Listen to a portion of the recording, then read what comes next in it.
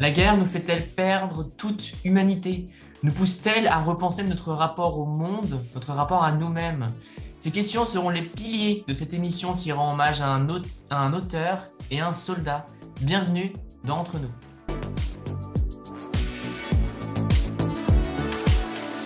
Bienvenue chez Nun, une émission de la mémoire, me diras-tu. En effet, aujourd'hui, on va parler d'un roman. C'est vrai qu'on parle beaucoup de films, de séries. Là, on revient sur un roman qui date de 2018, qui est sorti, tu l'as un peu dit, voilà, ce qui parle de la Grande Guerre et qui est sorti du coup à l'occasion du centenaire de la fin de la Grande Guerre. C'est Frères d'âme de David Diop. Petite couverture toute simple qui est là. Donc, de quoi ça parle? Donc forcément, ça se passe pendant la Grande Guerre. Donc, deux tirailleurs sénégalais, Alpha et Madame Ba, s'engagent dans une bataille un matin entre deux tranchées. Mais Madame Ba se fait éventrer et incapable d'achever ses souffrances malgré ses supplications. Alpha voit son ami d'enfance, son plus que frère, comme il le dit, mourir dans d'atroces souffrances. Cet événement déclenche chez Alpha un état de deuil immense et il se laisse alors aller à une sauvagerie sans pareille, provoquant l'inquiétude des autres soldats. Merci Shannon, c'est un roman poignant qui n'est pas très long, mais qui est difficile à lire par le contexte. Bien sûr, on va en parler dès maintenant, car à chaque grande guerre, il y a sa mobilisation de main-d'œuvre. Et c'est important de comprendre ce qu'il s'est passé il y a maintenant plus de 107 ans, c'est-à-dire 1914, le début de la guerre. Il faut savoir qu'à cette époque, la France était l'une des plus grandes puissances coloniales du monde, derrière le Royaume-Uni. Et donc l'Hexagone avait plusieurs possessions sur tous les continents, mais surtout en Afrique. Et ces indigènes, hein, comme on les appelait à l'époque, incarnaient l'effort économique, mais en 1914, ils vont venir au secours de l'armée française qui a été surprise par les Allemands. Il faut savoir qu'il y a eu plus de 180 000 soldats d'Afrique noire, notamment, qui ont été mobilisés, notamment dans les plus grands conflits, la bataille de la Marne, la bataille en Belgique, en 1914, en 1915 et en 1918.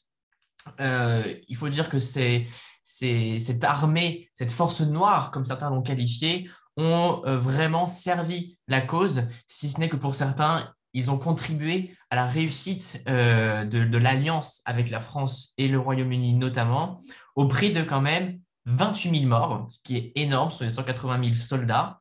Et ces soldats africains ont été salués à l'occasion du 80e anniversaire de la victoire de 1918 avec Jacques Chirac, qui a décerné la Légion d'honneur à tous les anciens combattants, y compris africains. Donc, cette émission, c'est aussi une émission pour rendre hommage à ceux qui se sont battus pour notre liberté, car au moment où on tourne, hein, nous sommes le 11 novembre au moment où on tourne cette émission, mais dans tous les cas, on est en novembre 2021, donc on rend hommage à tous ces soldats. Et c'est vrai que quand on voit ce que tu dis, quand on écoute ce que tu dis, on se dit c'est des hommages très tardifs, même le 87e anniversaire de la Grande Guerre, ça fait un peu tard pour leur rendre hommage, je trouve, mais bon, ça s'est passé comme ça. Comme tu dis, c'est une lecture assez lourde, lourde pas dans le sens, euh, on va dire, négatif du terme, c'est-à-dire que ça reste un roman qui est très bien écrit, qui est assez court, comme tu l'as dit, il fait 175 pages, 176 pages. Donc ça peut se lire très vite et en même temps, c'est très cru. C'est très, forcément, on fait face à la réalité de la Première Guerre mondiale et des choses assez atroces. Donc, j'arrive même pas à dire si j'ai aimé ce livre ou pas parce que je le trouve d'une certaine manière beau dans son horreur, mais en même temps, c'est pas un livre où on s'éclate, où on se divertit, où on passe dans un autre monde et oui, on se divertit, on se distrait de notre réalité. C'est justement un roman sur quelque chose qui est un événement qui s'est passé et qui est terrible. Et surtout, au-delà de la Grande Guerre, ça parle aussi du deuil et de ce personnage. Enfin, un personnage, il a peut-être réellement Je vécu. pense qu'il a réellement existé, ouais. Ouais, je crois Ouais. que le récit est basé sur des lettres, si je ne dis pas de bêtises. Donc oui.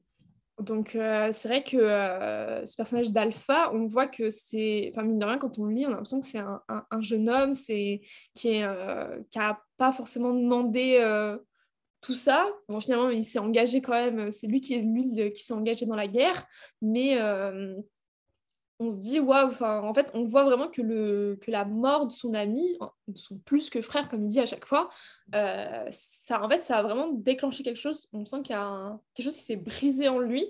Et du coup, c'est un récit qui est très psychologique, comme on en a parlé juste avant, très psychologique. C'est en fait un peu comme un long monologue de tout ce qui se passe dans la tête d'Alpha.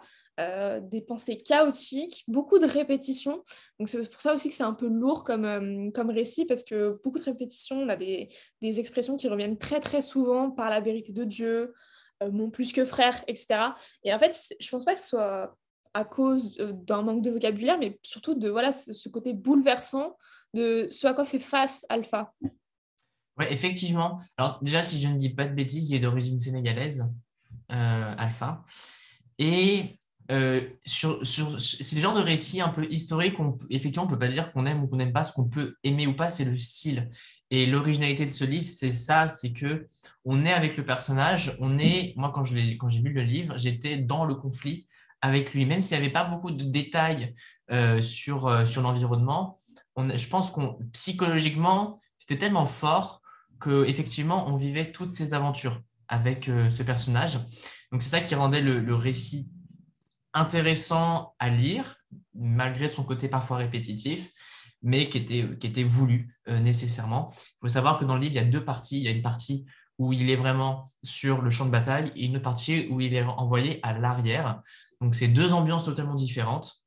C'est la première partie qui est la plus marquante, mais le contraste entre l'enfer de la guerre, le côté sale, sombre, et le côté donc bruyant, et l'arrière où c'est plus calme, où on a plus l'image d'endroits, des infirmeries où tout est blanc et où on côtoie aussi des femmes. C'est vrai qu'on a une description assez réaliste de ce qui s'est passé à l'époque. Et aussi, ce qui est intéressant dans ce que tu disais, dans ce côté psychologique, c'est que cette psychologie, elle va un peu transformer le personnage. C'est-à-dire qu'à des moments, il y a des passages qui sont un peu trash, notamment où il se met à couper des mains, ne serait-ce que pour imposer, pour s'imposer dans son groupe. Ça traduit aussi un peu cet ensauvagement des armées à l'époque qui ne voyaient plus des hommes, mais juste des personnes à abattre. Et sur ce plan-là, c'était intéressant d'avoir ce point de vue, plus que ce qu'on a pu avoir en cours, cette immersion dans une guerre qui finalement est déshumanisante. Mm.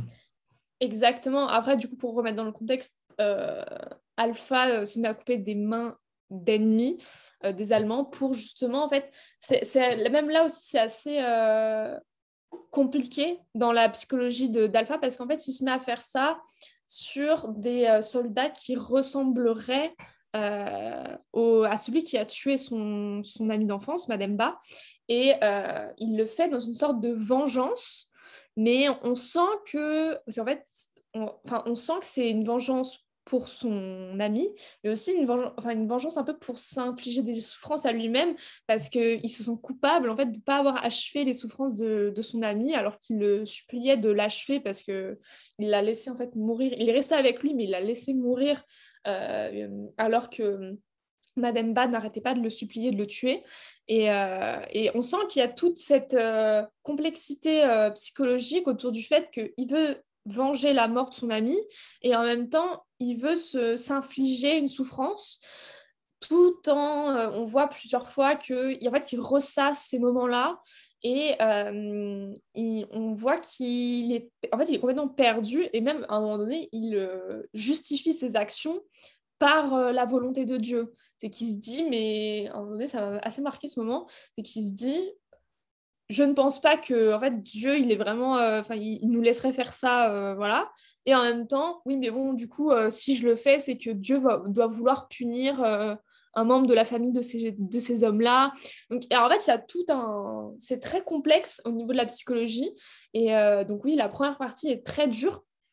Et la deuxième partie, en effet, on voit l'arrière, et aussi on retourne dans le passé d'Alpha, de comment était sa vie au Sénégal. Et donc forcément, apaise un peu plus ce côté trash du début. Et en même temps, on découvre en fait que bon, bah, voilà, ces soldats qu'on a un peu oubliés, alors qu'ils ont beaucoup aidé pendant la guerre, ces soldats de l'ombre un peu, bon, bah, voilà, c'était des personnes, voilà, ils avaient une vie, enfin, voilà, quoi, ils étaient là, ils étaient vivants et ils ne sont pas moins importants que les soldats français blancs qu'on connaît. Ouais, effectivement.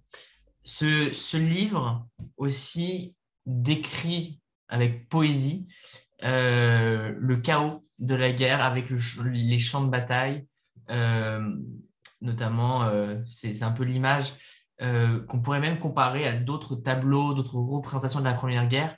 On peut penser notamment au tableau d'Otto Dix, qui s'appelle La guerre, justement. Donc, je me rappelle, j'avais étudié à l'époque. En fait, le monde est vraiment sans dessus dessous. Il n'y a plus d'ordre, d'accord? Tout le monde est sur le même rang et en fait, il faut s'imposer à sa façon.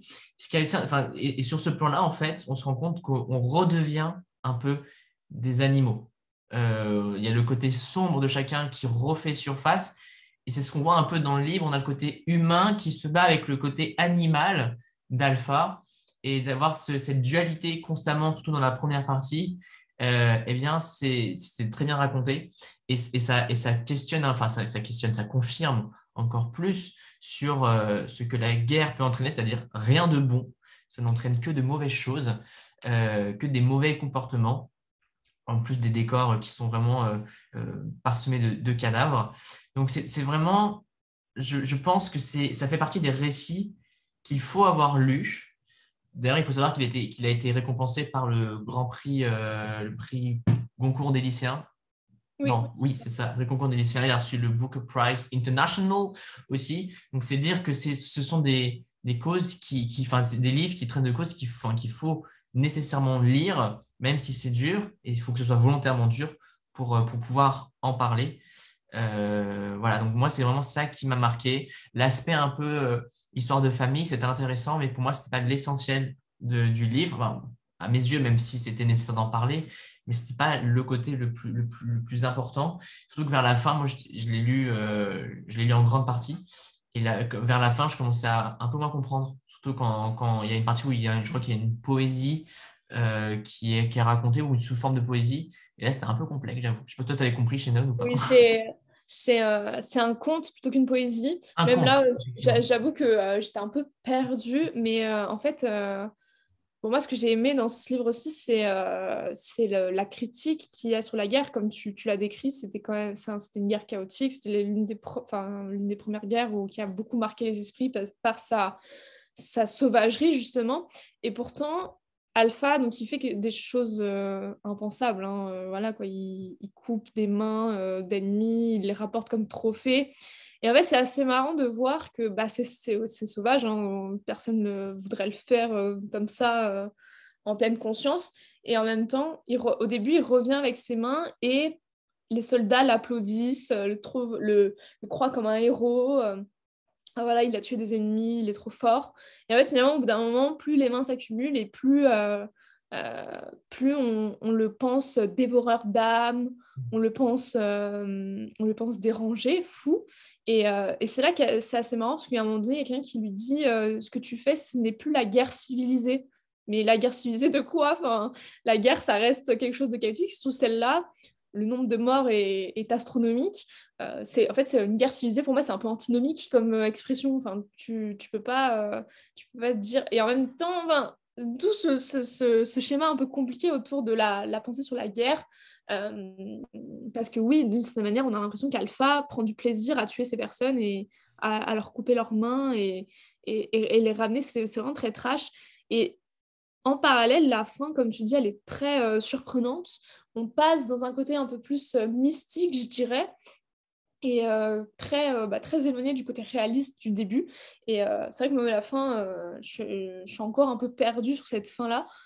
Et en même temps, je trouve ça super bien d'avoir lu ce roman parce que le nombre de romans qu'on a sur la guerre, c'est des mémoires de soldats, et justement des soldats blancs, Ah, quoi. des soldats qui ne sont pas justement des tirailleurs sénégalais ou qui ne viennent pas d'Afrique. Alors pourtant, bah, voilà, c'était une réalité.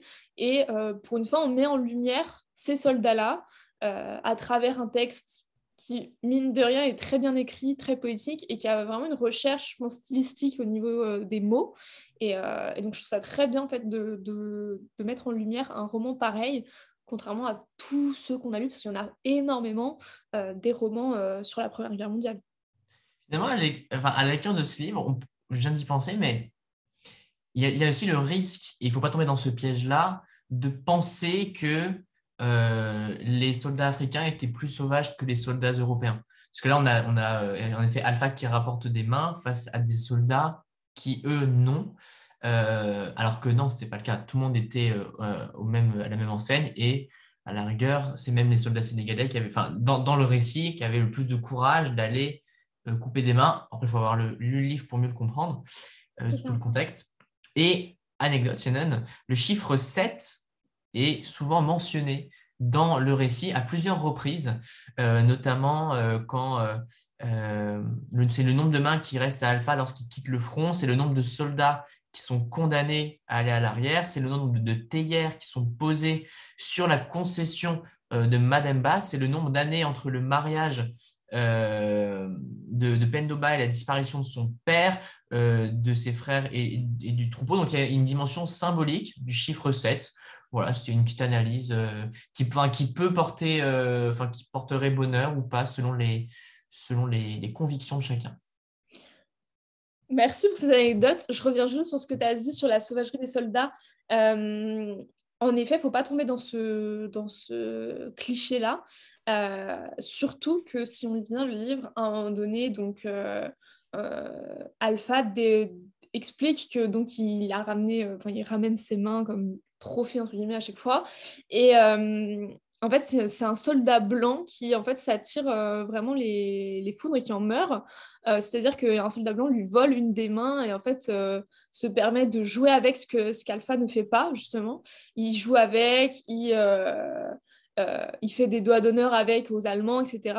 Et justement, il attire l'attention des Allemands sur lui et il en paie le prix de sa vie. Et ce soldat-là est un soldat blanc.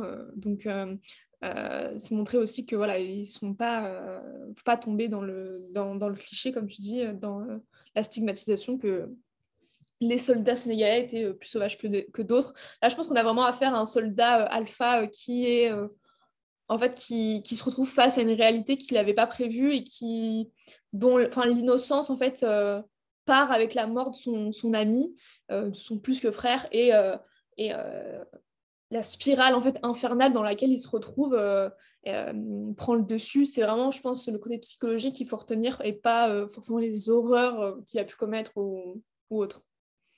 Effectivement. C'est vrai que c'est nouveau. Enfin, c'est un conflit qui est nouveau pour tout le monde, mais plus peut-être pour les Africains, notamment du point de vue de la technologie. Sûrement que les Européens étaient un peu plus avancés là-dedans. Donc, c'est un tout nouveau contexte, un nouveau conflit et de nouveaux comportements sont nés dans ce contexte de la Première Guerre mondiale, reflété donc par ce livre, et c'est ce sur quoi on va clôturer cette émission d'Entre nous. Merci beaucoup, Shannon. Lisez donc Frères d'âme de David Diop, publié chez Seuil. Bon, il y a d'autres éditions, mais notamment l'édition Seuil qu'on vous recommande. Une lecture, comme on vous l'a dit, un peu difficile, mais nécessaire. Shannon, est-ce que tu as quelque chose à ajouter pour clôturer ce nouveau numéro ? Pas du tout, tu as tout dit. Merci Florian. Lisez ce livre, il existe en format poche ou mon cher si vous voulez. Est-ce que Shannon, tu préfères le format broché ? Exactement. Hashtag broché pour toi. On se retrouve très bientôt pour un nouveau numéro d'Entre nous sur Instinct d'écrivain. Rendez-vous sur tous les réseaux sociaux pour suivre nos actualités culturelles et nos actualités du monde. Vous êtes de plus en plus nombreux, on apprécie. Merci beaucoup. À très bientôt. Salut!